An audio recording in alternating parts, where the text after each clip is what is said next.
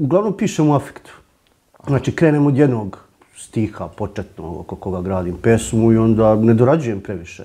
Znači, bukvalno me vodi pa... Pod naletom emocije i inspiracije. Pa da, u suštini ne troši mnogo vremena na pisanje jednu pesmu. Da. Nekad se malo više zavisi kakva je tema, ali...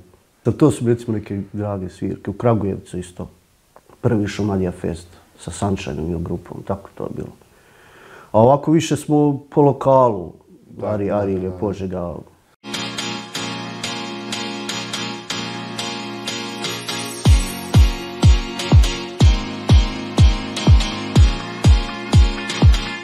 Pozdrav svima, vi pratite Kava i Rakija podcast.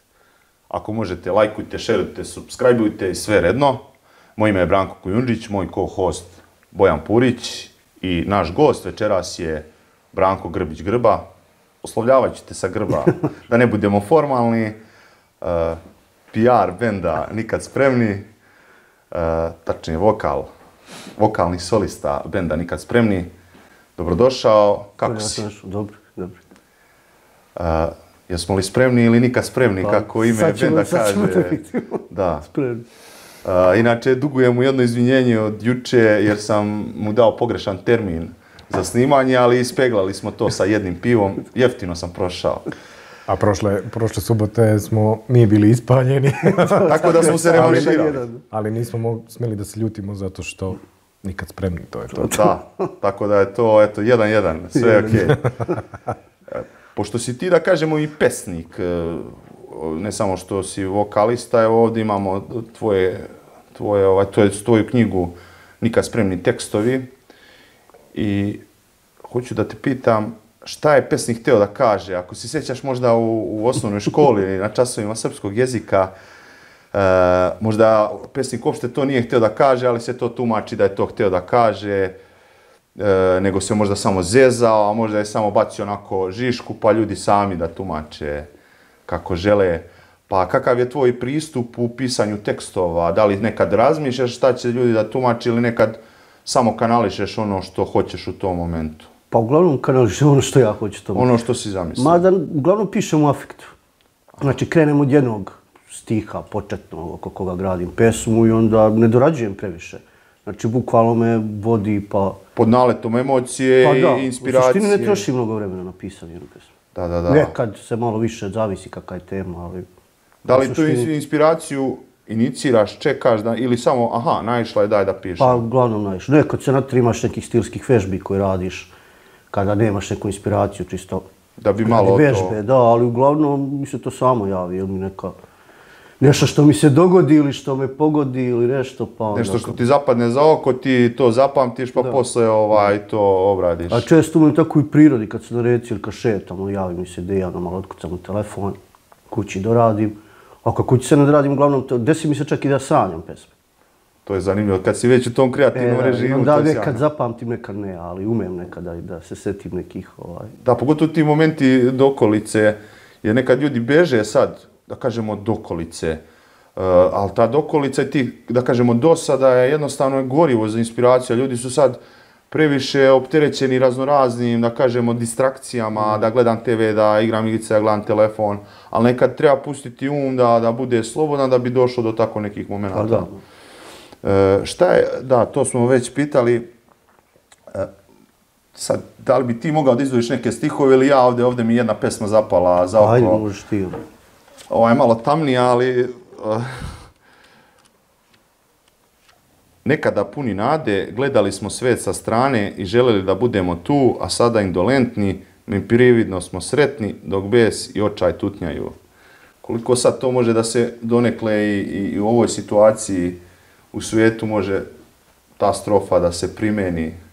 Pa može... Vrlo dobro oslikava donekle neku situaciju. Pa ja ne znam kada je tačno ta pesma napisana, ali to je neko moje razočarenje demokratskim promjenama. Konkretno? U Srbiji, recimo, 5. oktobra. Šta se posle toga desilo? Više se očekivalo. Pa da, ali može i sada se primjeni. Dosta pesama je, nažalost, može i danas. Da, nažalost, ta izneverena očekivanja od nekih... Mi imamo, recimo, pesmu Đubre, koju, recimo, nije urađena muzika za nju, ali Đubre pesma, o Nikad spremni, koju sam čak izdvoji, radili pre, kad smo imali band Aktualni Kušus, znači iz tog perioda, to je neka 2008-2009, recimo Đubre, Ko to ispunicu? a tek je sad u suštini prava. Da, možda će tek u O toj divnoj budućnosti... betonskoj gradnji i Da, ono što se dešava, možda će tek u budućnosti još više biti aktivno, pa to je da, interesantno. tako da dosta tih pesama je nažalost proročkih Da. i sad se tek ostvari. Da, ali ti pišeš o različitim temama, od ljubavi Pa do tako ti nekih buntovnih pesama, a i sam taj vaš žanr, kako bi ga definisali sad, da ne ispadnem glup, ali taj neki grunge, punk, rock. Pa krenuli smo neko punka, sad je to dosta malo indie, malo je to otišlo dalje. Da, u tom nekom smeru. Ali se ne opterećujemo mnogo žanrovima. Da, niti vremenom koliko će pesma da traje, kao sada. Smo pričali, malo ste se pro Pink Floydisali zbog dužine pesama. Da. To malo da smo pričali, Deljenje koji je naš najveći hit, bila je čak i na RTS-u. Buntu, emitovani na radiju 202, traje 6 minuta. Na albumu 5,5, ali uživo traje... To je kao radio verzija, 5,5. I šta, bili ste opterećeni zbog dužine trajanja? Ne, nisu. Pa nisu, ali u suštini imamo problem da nas puštaju na radiju. U ovom vremenu kad pesme postaje sve kraće i kraće. Da. Muzika kao način izražavanja svojih razmišljanja i emocija je po meni onako, da kažemo, to je alhemija, stvaralački proces jedne autorske pesme. Ja sam tu i prisustvovao na vašim probama. Kako se svaki taj proces razlikuje, a koliko je donekle sličan način nastanka jedne pesme, počeo od tog instrumentalnog dela, melodije, vokala, kako se to uklapa i kako to teče, kojim tokom? Da li uvijek isto ili se razlikuje? Pa zavisi. Sad recimo imamo manje proba, zato što su svi u obavezama i porodični ljudi uglavnom i sve to. Imamo još jedan drugi projekat, Istojno odeljenje nespremni gdje s Jelicom radimo. Tako da nemamo nešto mnogo sad vremena za probe, ali ti si bio prisutan par puta i otprilike Borko uglavnom donese temu ili Miloš Maloparac. Onda ja imam par tekstova tu pa razrađujemo da može, da ne može. Borko je gitarista inače, da. Borko je gitarista i nekad mi inspiriše i par pesama nastalo da je napišem na probi uz muziku, ali desi se sad recimo baš skoro mi je Borko slao neku temu i onda ja kao kući to uklapam.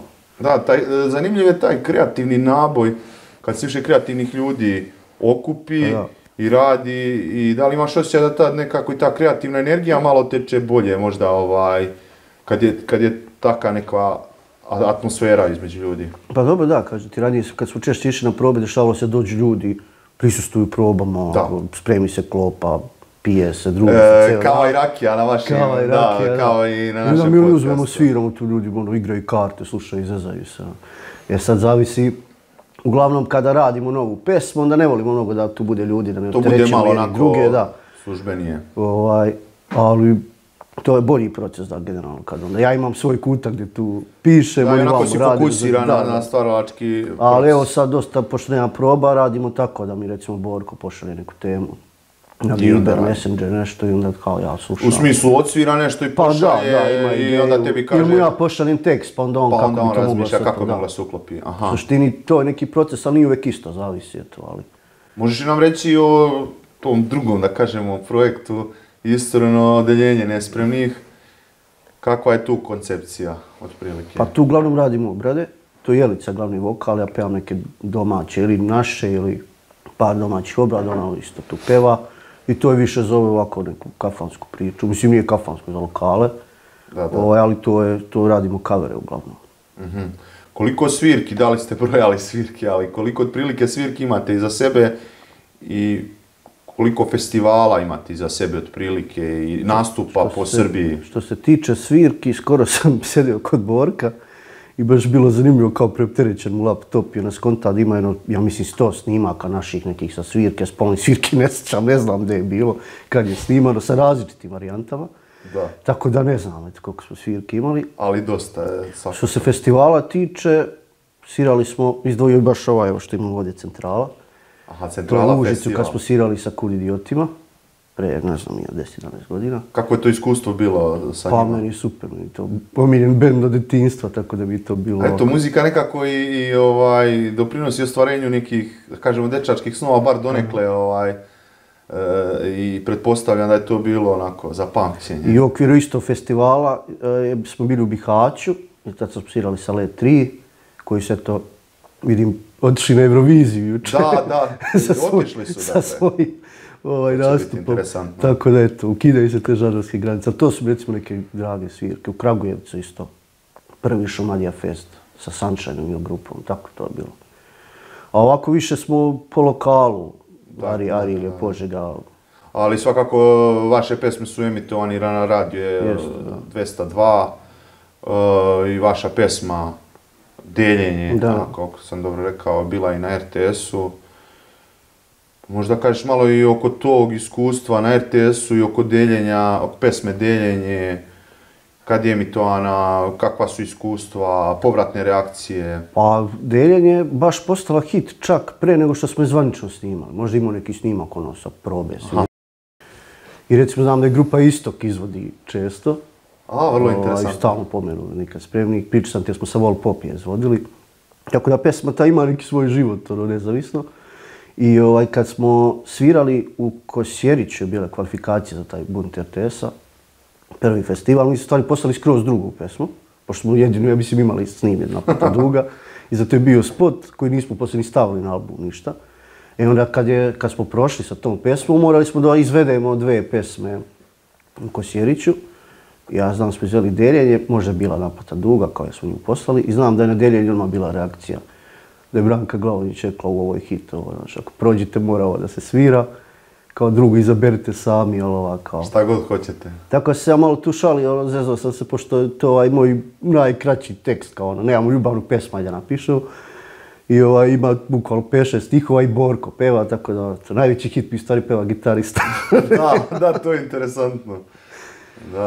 I pričali smo isto da tu pesmu, da ste na nekoj od svirci radili sa još jednim bendom i da ste svirali bukvalno 10 minuta. Pa da, sa Vol Popov, da je ispala skroz drugačije. Da. Nadam se da imaš negdje snimak da nam to... Pa ne znam, ne. Ali zanimljivo to, sama ta živa svirka ima to nešto posebno, jer nekad tu ima improvizacije, interakcije sa publikom koja opet donese tu nekoj pesmi totalno novu dimenziju u tom momentu koja se više neće ponoviti. Koliko dugo ste na sceni? To jest, koliko dugo si ti na sceni? Pa boga mi od možda 2004-2005. Mi smo imali mi band pre ovoga. Još malo pa 20 godina, tako? Tako, skoro. Nikad spremni su negdje od kraja 2009. tako nastali. Sjećaš li se možda tog perioda kad ste počinjali, ali dobro, ti si tad bio mlad pa neće biti objektivno to što ćeš reći, ali samo da li bi mogao da napraviš neku paralelu između tog doba i ovog danas, na primjer, danas kad odeš na neku... Pa dobro, danas je sve na profesionalnijem nivou, dosta smo zbiljniji kao muzičar, ja kao pevač sam napredao, možda čak i zahvaljujući obradama. Mnogo više sam pevao različite stvari, različite žanrove. Mislim da me to oblikovalo mnogo više kao pevače, sad smo ozbiljan band, svuda nosimo našu opremu. To je u početku bilo... Razradili ste se. Da, u početku je to. Malo smo i u početku, kad smo imali taj band Auto Dintu Kuršlu sa 2 pevača, pa smo jedno vreme imali trubača, to je bio neki punk ska fazon. I mislim da mi je druga svirka bila u Sevori, Jabuka u Ladu. Zanimljivo. To je jedan mali, kafana. Mala, ne znam da li radi još. Radi još uvijek, bio sam nekako. I svirali smo, ja sjećam tu preko 3 sata i to su uglavnom bile autorske pjesme, ali tada nisi imao nikakvu cenzuru, kao šta god uradiš od probe, oduševiš, super, to ćemo svirati. Tako da sad taj proces, kažem ti, zbog nekog vremena i drugih obaveza, nemamo sad toliko novih pesama. Ali imamo za još jedan album sigurno, samo da Dobro, jedva čekamo da čujem to sve. A kakva je ta publika koja dolazi danas, a kakva je nekad bila? To je vjerovatno isto ili je... Pa ima ljudi koji prate kroz godine, koji su svakoj svijeći, ali menja se. Ima novih generacija Stasala. Ne, baš sam na to mislio. Kako su te generacije tada, naše, a kako su ove danas? Pa ne znam, mislim da se pre nekako više uživalo u samoj svirci. Pa baš na to poentiram. Danas je nekako to više, kao nemamo šta radimo u gradu, ajde kao izaći. Aj, daj šta daš. Ja baš skoro s drugarom sam bio na nekoj svirci u kulturnom centru gdje su bili neki bendovi iz Novog Sada, za koje ni ja nisam čuo. I baš smo komentarisali da kad mi, sad 40 godina idemo na svirke. Znači, nekako ta mlađa publika ih ne zanima toliko, ali ne mogu da kažem, ima već se prepoznaju neki ljudi koji dolaze na svake svirke i to. Malo je vrijeme drugačije, ali dobro, uvijek će imati publike, nije to sad.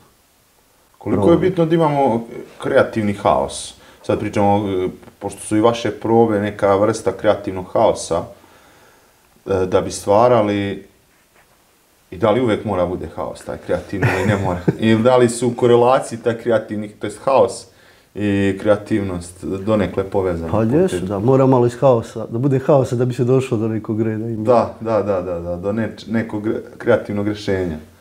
Ono je zanimljivo malo pre što si spomenuo da pesmu počinješ na osnovu jedne reči ili na osnovu neke inspiracije koja dođe kao neki oblak, manje više, tako.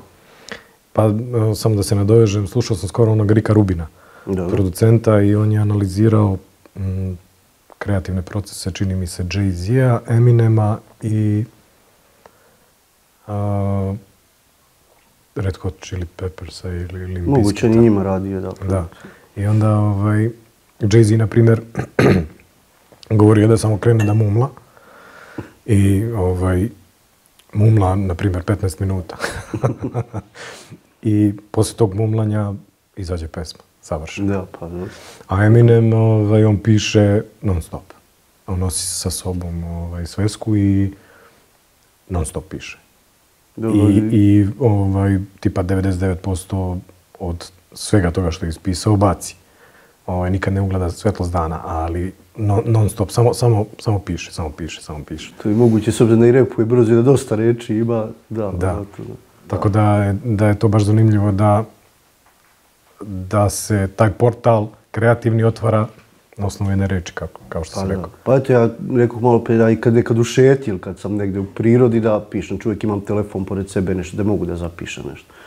Tako da ne mora to uopće da bude proces kao sedim sad i pišem. Nego splet nekad iz slučajnih okolnosti. Sigurno se, ako šetaš pored reke ili kroz šumu, možda se i pročisti se svest, malo se nešto... Jer tad sam nekako najviše u miru sam sa sobom, a ne razmišljam, a opet ti se vraćaju neke misli kad si sam. Da, kad je um neopterećen, kad ta neka energija relativne harmonije dolazi do takvih stvari. A kad smo već kod kreativnosti, kad smo se već zakačili toga, koliko smo kreativniji kada smo među sličnim ljudima? Pa dobro. Koliko to utiče i na stil kreativnosti i na uopšte gradnju kreativnosti kada smo... Pa utiče, da, ako su iole zanimljivi ljudi sa dobrim idejama, po meni tu nije bitna ni žanrovska odrednica, ništa. Čak možda nije ni bitna vrsta umetnosti, može biti muzičar, neko slikar, pa da opet imaju... Pa da, evo naš prijatelj Zoran Mašalek je radio recimo ilustracije za knjigu. Da, on se bavi pirografijom, sad i tetovažama, radi nam omot za album. Tako da koga god poznajemo iz drugih sfera umetnosti, mi se sarađujemo. To je lepota umetnosti, jel da? Tako da kreativnost spaja ljude, ako su ljudi... Jeste. Naročito u nekim manjim sredinama, eto što hoću da kažem uopšte i u našoj zemlji i na Balkanu, nekako treba više tog nekako umrežavanja, naročito u manjoj sredini. Ajde, da smo rođeni u Amsterdamu ili New Yorku, to bi bilo... To si ja treba kažem, da, mnogo je lakše da se svi držimo zajedno, nema nas mnogo. Nema nas mnogo, da. I lepše i lakše je, naročito u manjim sredinama, da se ljudi umrežavaju. Ja bih isto voleo da toga ima više i uopšte na našim prostorima, tim manjim sredinama, ajde da kažemo Beograd, Zagreb, Sarajevo, opet imaju tu. I mnogi ljudi tamo, kažemo, idu i da ostanu baš upravo zbog toga. Ali da li misliš da na lokalu opet postoji mogućnost i šansa da se ljudi opet povežu na neki način, sarađuju ili jednostavno razmenjuju mišljenja, kreativne ideje? Pa postoji, da. Pa evo, pominjao sam ti onaj festival na Volovicu, Ranč Pavlović, koji je krenuo. Aha, možeš nam reći malo više o tom festivalu? Pa to je krenulo ona prva godina korone, kad su nas pustili posle na policijskog časa, i Brko Radović, Ivan iz Brata, imao tu neku ideju da kao gore pravimo svirke, izolovano, priroda. I Milovan Pavlović i on je žena Gotica Stvanolični domaćini, uvek izađe susret za sve. I onda je krenulo poslije ti par svirki ideja za festival. Bila su 2 za sada. I gdje su dolazili, ne znam, Malitor iz Indije, Shark Snakes and the Plains dolazi, to smo pominjali isto. Tako da nije samo lokalni bendovi, čula se malo priča, znači dolazilo je bendova iz Beograda, iz Vojvodine i ove godine planiramo. To je sjajna priča, da. Tako da eto i to se nešto Pravi... dobije neki regionalni... Pa to, radit ćemo na tome da se to malo još više... Nekad fali entuzijazma, nekad nije, ajde da kažemo, novac presudan faktor što se tiče organizacije, uopšte bilo kakvih festivala, da li je to promocija knjige, filma, stripa, muzike. Koliko nekad fali entuzijazma i te neke zajedničke energije se pokrenu ovako neke stvari na lokalnom nivou i nadam se da ovo može da bude i primjer za neke druge ljude koji prate ovaj podcast, da im možda to bude neka motivacija da organizuju nešto u svom gradu, u svojoj sredini i da shvate da nekad nije novac toliko presudan za organizaciju, nego taj neki timski rad i taj neki entuzijazam. Pa da, timski rad ide se na ta neka poznanstva, znači otvorena priča šta možda ponudiš ljudima. Transparentno, da. Jer nema tu nešto mnogo para. Sve da, ali to je neko drugarstvo i pa da, to je dobra energija, pre svega, koja ostane... Pre svega se družimo i to je ta neka... Ne znam da li znaš, Branko, šta znači reč entuzijazam. To je grčka reč koja znači oboženost. Znači, to ti je nešto od Boga, to kao neki sveti duh, kao neka sila koja se spusti na tebe i gurne te u akciju. Eto, to nisam znao. Kao što je ovaj naš podcast neka vrsta entuzijazma. Čist entuzijazam. Da. Opet, autorski rad i stvaranje nam donekle pomažu da se otrgnemo od apatije. Da možda eventualno pronađemo sebe sad. Da li se slažeš sa tom nekom mojom kontacijom? Da, slažem se. Mislim, da u Sevojnu da nemamo ovako neku priču. A uopšte i u tim manjim sredinama u cijeloj Srbiji, da donekle ljudi upadaju u tu apatiju, nekako, olako se predaju. Ne kažem, jesu teška vremena, nije ni lako i ta neshvaćenost u sredini, ta neka bojaznost šta će drugi reći. Da li treba ljudi malo toga da se otrgnu od tih, da kažemo, lanaca, stega, šta će drugi reći i toga da se malo kreativno izraze. Jer... Pa malo pre si to pominjao kako je ta dosada problem i da ljudi ne znaju šta će sa tim. Mislim da bi ljudi trebali da se okrenu više sebi, da bi mogli onda to i da se okrenu ka spolja to što oni rade. A mi svi bežimo sad u neke linije manjeg otpora u nešto. Ka spoljašnjim nekim zadovoljstvima, umjesto unutra da potražimo to nešto. Jer nam onda poslije bude lakše ići kroz život i kroz svijet, uopšte i lakše podnosimo i patnju i neke teške momente u životu kad se okrenemo malo sebi i malo sa sobom vidimo ko smo, šta smo i kroz taj kreativni proces, a da kažemo, neće da ispadnem religiozan, ali približimo se Bogu. Kroz kreaciju smo bliži Bogu. Pa ja pisanje smatram jako bliskim Bogu. Da. To duhovno... Puta imam osjećaj sam ja provodnik neki... Katalizator, to da uzimaš te informacije. Zato i ne razmišljam previše o tome da pišem, mislim, to... Ako je to Tesla smatrao, možeš i ti. Da, uzimanje informacija iz polja koje su... Ali čovjek mora se otvori malo ka tome, a ne da bude stegnut i da bude... Onako to još neko razumije, da imaš neki na podeliš, ima ljudi isto mišljenika, to nešto... To je sjajno, pogotovo taj feedback, naročito kad se vraćam na tu lokalnu sredinu, taj feedback mnogo znači jer može i da unaprijedi, da se pogleda iz drugog ugla, to je po meni sjajna stvar.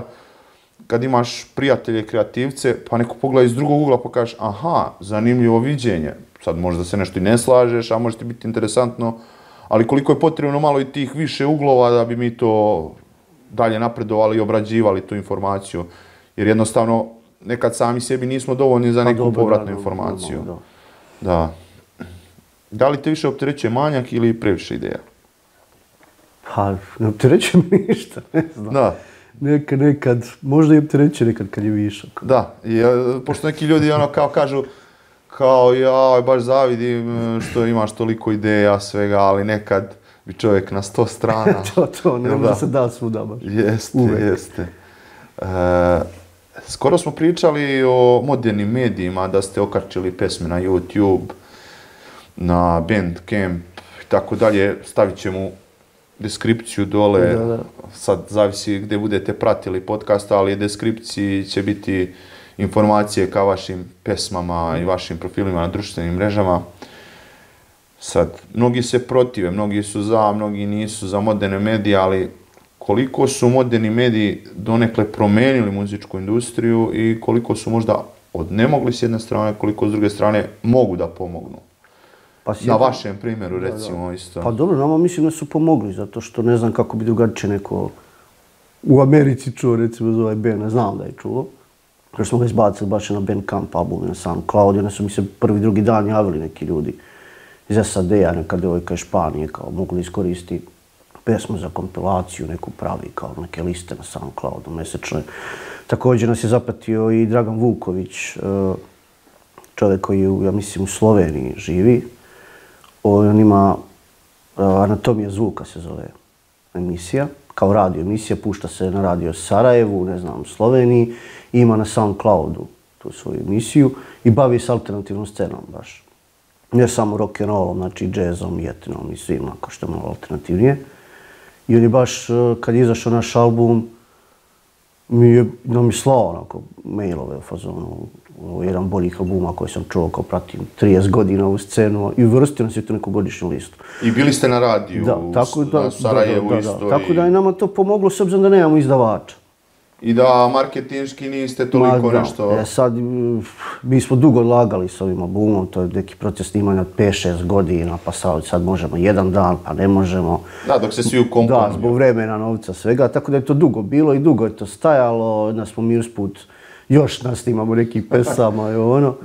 I onda sam teo da jurim neki izdavač, sam kraj shvatio da to može i ne treba, jer ne dobijaš nešto posebno što se same tiče. Da, eventualno možda na više platformi, ali sad... Da, neku promociju, nešto, ali ja sam uspio i na Spotify čak da ubacim naš album. Sjajno, to nisam znao, eto, to moram pogledati čim se završi emisija. Tako da, onda na kraju krajeva, suštini nam, mada plan je neki, ako budemo snimali drugi album, da nađemo izdavače, da se... I da se to izda na više platformi. Jer ima ljudi koji vole fizičko izdanje. Mislim, trebali smo da uradimo disko, ali to se nešto stalo i to. Aha, planirate naredno izdanje bude i digitalno i fizički, što bi rekli. Da, ja bih volio da stane neki izdavač, ako to uopće postoji. Da. Znači, nikad spremni u punom zamahu. Pa, dobro, da. Bila bi fora da izađete na ploči. To bi bilo onako... Mada nam album traje, boga mi, 50-ak minuta. Ne bi mogao da stane ploča. Moralo bi nešto ili da izletili na 2 ploče, pa ono, s potpisima autora benda da ide. Ali bi voleo, da. A recimo, ti ljudi koji su vas našli, oni su našli slučajno, što bi rekli, kopajući po internetu. Pa da, ima ljudi koji se bave tim, koji slušaju novu muziku, što pomenuh, ta emisija Anatomija zvuka. Da. I onda je dobra ta emisija, pošto se povezao s čovjekom, sad kad mi izbaci neki bend, onda i ja zapratim tako neke... Da, i povežeš se sa ljudima lakše, to je jako zanimljivo. A recimo isto, kad kažemo kopanje, da li ti nekad kopaš po internetu pa nađeš interesantne trake koje te iznenade? Pošto ja volim dosta da kopam. Da, i možda ti nešto bude inspirativno u nekom tom autorskom smislu. Pa dobro, da. A i kao slušaocu. Uvijek se kupi od druge nekih umjetnosti, filmova, bendova. Da, sve može bude inspirativno. Koliko moramo da budemo, da kažemo, konzumenti sadržaja, da bi bili, kažemo, i proizvođači sadržaja. Mislim, sad ovo zvuči tako industrijski, ali u smislu koliko moramo budemo i slušaoci da bi bili i kreatori što se tiče konkretno muzike. Da li je potrebna donekli ta naslušanost i kritička misao? Mislim da jeste, da. Moraš se crpiti nekih uticaja. Ja dosta slušam muziku i eto, što ti kažeš, kopam i dan danas, otkrivam neke bendove, neko pre toliko, ali volim da slušam muziku i dosta me neki bendov oblikovao. Mislim da ne bi, morali smo mi nešto nekog slušati i učiti da bi mogli da, mislim da ne možeš baš ono kao, ne znam, nisam pročitao nijednu knjigu, ali pišem. Možeš, ali... Da, ali to već ne bi bilo... Tako da mora po meni malo da se prati šta drugi rade, da bi ti znao da li to tvoje dobro ili nije. Da bi donekle imao neku viziju. Malo da se uporediš sa nečim. Da.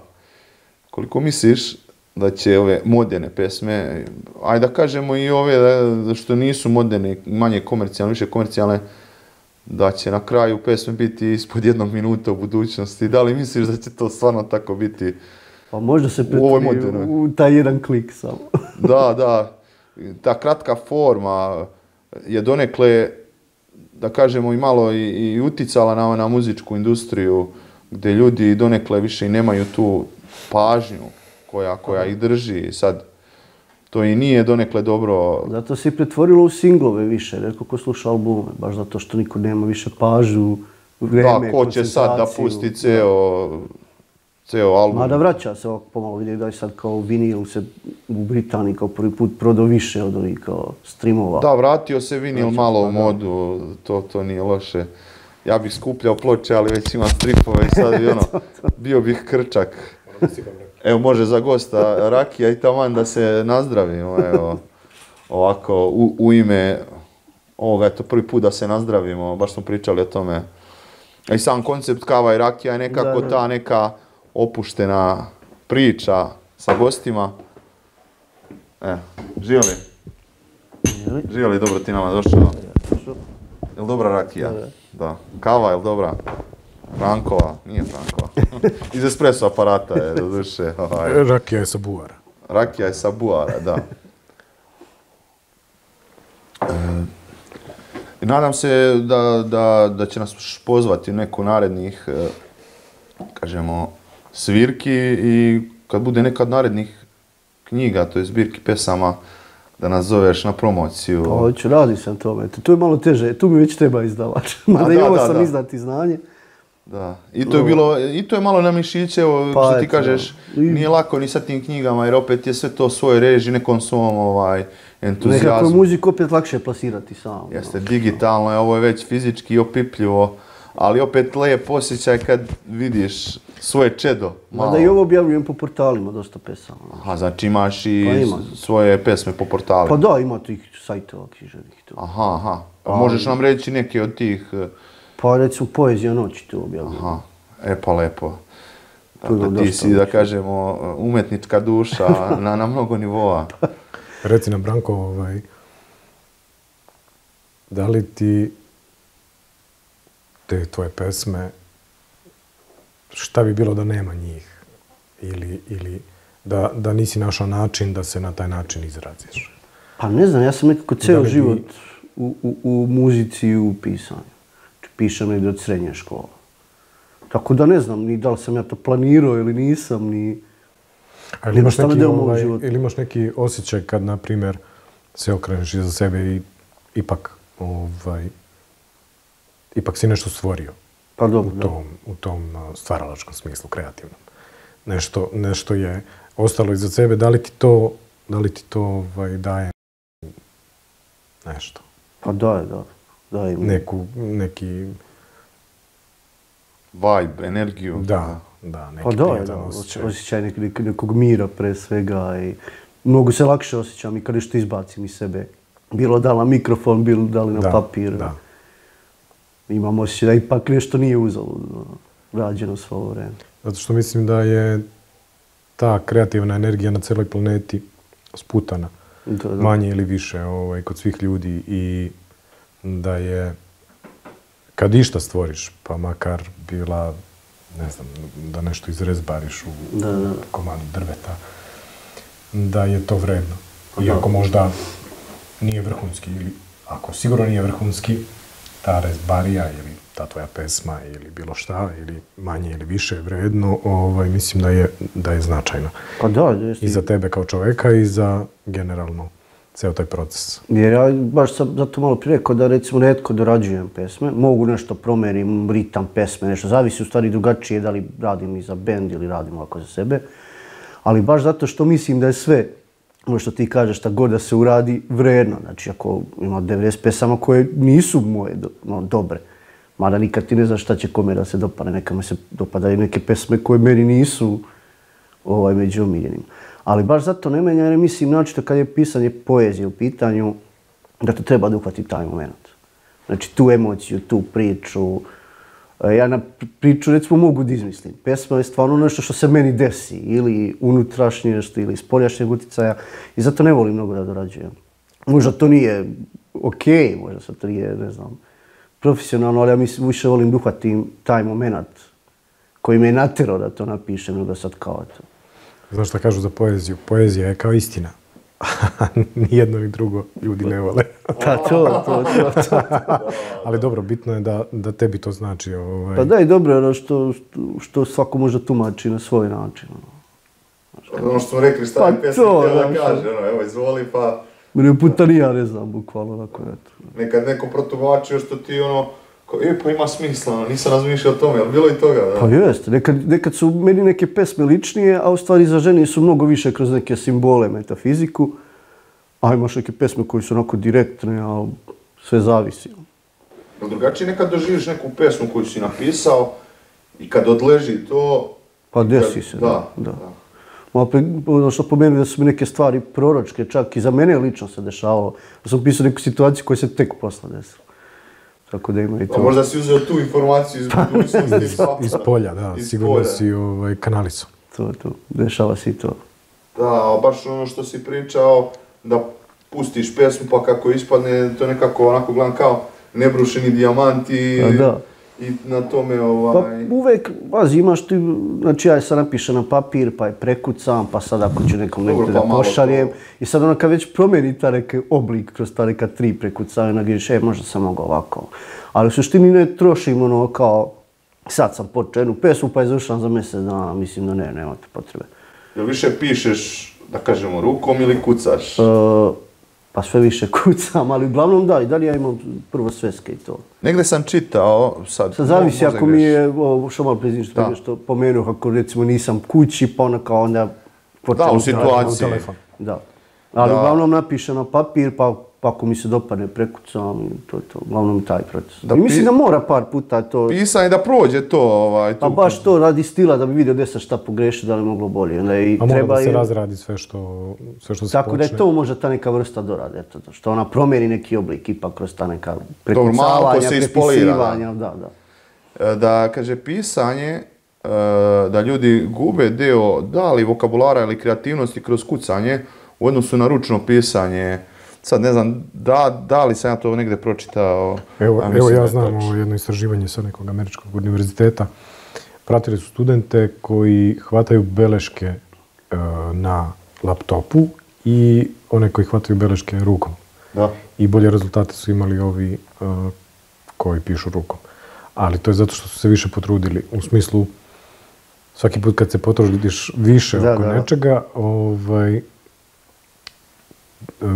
bolje rezultate postižeš sami tim što si se više potrudio od nekog ko je možda tome prišao lagodnije. Pa zato i dolazimo do tog manjka kreativnosti, dosada i blagog. Sad ćeš manje kucati, više ćeš pisati. Da. Dobro, ja sam sad stariji, malo se više zamaram. Da bude ovako kao, znaš, ono, mastilo. Ali da, zato dolazimo do te dosade i blaziranosti, što je sve više, sve je dostupno, niko se, da kažem, ne cima ni za šta toliko i zato do toga i dolazi. A sad imamo i AI sadržaj. Mora čovjek malo se potrudi. Mora oko svega se potrudi ako hoće da napravi nešto vrijedno. Valjano, da. Sad imamo i AI gdje generiše stihove, radiš šta hoćeš i moći ćeš u penziju uskoro, tako da. Ono, napiši mi punk rock stihove za pesmu i ono, da.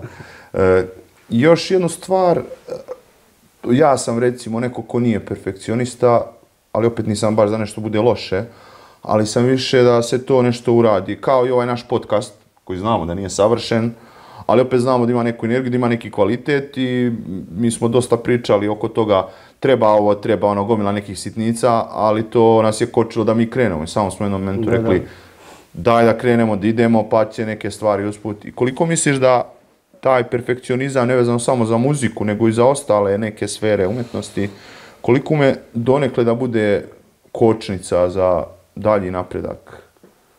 Pa mislim da ne treba bude kočnica. Najbitnija je ta energija, volja, taj entuzijazam što smo pominjali. I ti sve što radiš vremenom će to da bude bolje. Znači, to je logično. Imaš više iskustva, učiš sa svojim greškama, neko ti drugi sugeriše. Ali u suštini treba postaviti neku onako višu lesticu. Jer ako se odmah zadovoljiš sobom, nećeš napredovati. Dobar savjet, dakle, imati neki kvalitet. Ali nije to presudno. Ja. Ali razumio sam šta je Branko htio da pita. On je zapravo htio da kaže da perfekcionizam ukoči mnoge ljude. Pa može. Da startuju. Tako, i da startuju i da razrade to od čega su krenuli. Težeći za tim perfekcionizmom, oni uvijek ostanu na toj nuli. Pa da, ali ne treba odmah težati. Ni ne krenu, tako da... Nego mislim da je to proces koji vremenom, postaviš sebi neke veće... Postiže više ili manje, da. I vremenom peglaš. Ali mene to ne opterećuje, meni je drago što mi trajemo i da je... Ja, to nije neka drugarska priča, mislim da ne bi mogla trajati tako dugo. Ili ima na sceni ponekad neki vibe, onako neki osjećaj dobar kad zasvirate? Pa ima, da. Uvijek je to emotivno, fizičko pražnjenje, ali lepo pražnjenje. Ta interakcija sa publikom. Da, to je najbitnije. Da. Svirke su onako glavni deo ovoga što radimo. Ne bi to bilo... Nabijeni energijom i nabojem. Bio sam nekoliko vaših svirki i mogu da kažem da je to vrlo interesantno i šteta je što nema više takvih dešavanja i u drugim gradovima uopšte, jer jednostavno ta energija i taj moment je neopisiv. Mislim to... Mislim, ovdje se još malo i drži ta scena, bio ovaj Učki rock festival u GKC-u. Kako misliš da se drži scena generalno na Balkanu i u Srbiji, uopšte ta rock scena tvrđeg zvuka? Vraća se malo. Ima dobri bendova. Što je nekad u bivšoj Jugoslaviji bila, da kažemo, treća rock scena u svijetu, posle britanske i američke. Bar tako kaže, sad vidjet ćemo nekad su išli u London da rade mix i mastering, ne znam da li ćete vi ići u London, ali to je opet dobro, jer nevezano sad šta ko sluša i šta ko voli, ali po meni je poželjno i potrebno da ima više svega, da ljudi mogu da poslušaju sve i da donesu neku svoju... Pa dobro, da, to je logično. Da. Mora da ima neke ponude šarene i velike. Ponude i potražnje, da. Šta imaš da poručiš? Da, i potražnja je bitna, jer bez potražnje nema niko. Da, onda ne vredi što nudiš. Jeste. Šta bi ti mogao da poručiš nekim mladim ljudima koji kreću sa, da li je to bend, da li je to slikarstvo, da li je to film, nije bitno, u ovim vremenima i na prostoru Balkana, šta možeš da im poručiš ako će da krenu, da bi možda i opstali ili ostali u tome, makar kao hobi ili kao profesija, da nastave u tome? A evo možemo se vratiti na ovo što sam pričao o perfekcionizmu. Ne treba odmah težiti tome, nego krenuti iz neke energije, drugarstva, priče i samo raditi. Razvijati dalje. Razvijati na tome. Mislim da je to jako bitno. Jer jako teško imati planove danas i u ovoj državi i ovako planeti. Znači, meni je samo dobro što opstajemo. A to ne bi moglo da nismo toliko svi bliski između sebe, što se poznajemo alterne cijelo život. I onda kad ima nekih nesuglasica, lakše je to prođeno. A dosta mladih ljudi odustaje i misle da to može preko noći. Da. Dosta i ova scena, moja generacija i stariji drže. Tako da, zato što svi misle odmah da sve znaju i da to... Treba prođu godine da bi se došlo do nekog... Pa mora, znači. Ja sam opet pričao kako sam kroz neke obrade i kroz te kafanske svirke, ne smatram sebe dobrim pevačem, ali sam sigurno mnogo bolji pevač kad sam počinio. Ja opet svoje pesme mogu da izurlam na bilo kakav način, ali baš taj neka praksa, svirki, pevanje različitih žanrova me opet oblikovalo da mogu da kažem eto da. Počeo od proba, nastupa, saradnje s drugima, napravilo te... I ne može, znaš, i bendovi koji sviraju, moraš prvo naučiš da sviraš, da to napređuješ. Znači, ne može odmah preko noći. Nemoj tako, Sid više si je za jednu noć naučio da svira bas. Dobro. Bas. Sad će basisti dole u komentarima. Kao one fore sa basistima i bubnjarima. Da, dakle, to je neki savjet. Ja bih isto dodao na to, dakle, i da ne žure, što bih ja rekao, požuri polako, da ne žure, jer to je proces koji traje godinama i to je maraton, da shvate da je to maraton i da grade kontakte sa ljudima ako su u manjoj sredini za početak, ako nemaju sredstava ili ne mogu dođu u veću sredinu, da na lokalu se umreže sa sličnim ljudima, a ujedno mogu i ovako da pošalju u etar, što smo pričali moderni mediji. Jeste. I pustimo etar, internet i onda može svako da vidi i da posluša taj rad. Ja, znaš šta ima još jedna stvar, sad sam se setio, skoro sam slušao Masima Savića i on je rekao da je naučio da svira gitaru za 3 mjeseca. Za 3 mjeseca, da. I faktički nije ni sam sebi verovao da se to tako dogodilo, pa je pitao nekad kasnije Vlatka Stefanovskog. Koliko ti je trebalo vremena da dovedeš sviranje na taj nivo? Vlatko je rekao isto tako, 3 mjeseca. 3 ili 4 mjeseca. Tako da, Ali to je Fokusirano. potpuni fokus, Da. vjerujem da je svirao po 10 sati dnevno. Pa dobro, Vlatko djeluje da je baš perfekcionista. Sa takvom namerom, kad čovjek ima ogromnu nameru, to jest kad ima nameru da nešto ostvari, mislim da to može, kad uloži sebe zajedno sa tom namerom, mislim da rezultati mogu da dođu i Pa dobro, puno brže. Taj fokus, a i nekako sam ti to kad kreneš fokusirano nekako postanu stvari i tečnije, nekako se otvaraju, da kažemo, i karte i nekako se dešava sve u tvoju korist. Kad ti sam uložiš. Pa dobro, to je jasno. Kao i vi u bendu, kad nekako to tečno ide, naročito posle ovoliko godina, ne morate čak ništa jedni drugima kažete, to je već... Pa da, to je sad samo pređena kilometraža. Jeste. Baš tako. Želim da ti se zahvalim na gostovanju. Hvala vam na poziv. I želim ti još mnogo svirki, mnogo uspjeha u daljem stvaralačkom radu. Bok, imaš ti nešto da kažeš, da ne bude samo ja da vršim odjave. Sve najbolje, svima. Hvala, tako je. Vi ste pratili Kava i rakija podcast. Moje ime je Branko Jundžić, naš gost je bio Branko Grbić, moj co-host Bojan Purić. Pratite nas i narednog puta, nemojte zaboraviti da se subscribe-ujete, lajkujete, šerujete i komentarišete ukoliko vam se dopalo. To je to. Pozdrav!